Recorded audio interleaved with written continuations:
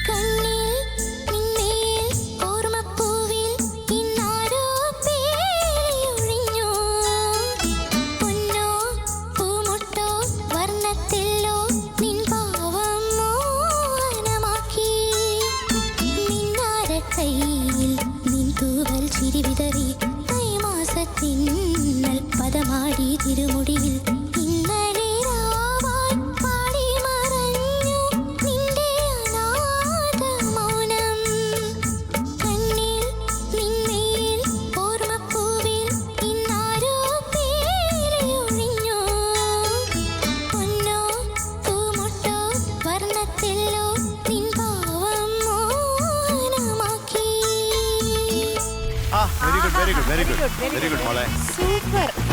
അതെ. അപ്പൊ ഇന്നത്തെ പാടിയതൊക്കെ വെച്ച് നോക്കുമ്പോ ഇന്ന് കിട്ടിയ മാർക്ക് 99 ഔട്ട് ഓഫ് 100. കുരവട്ട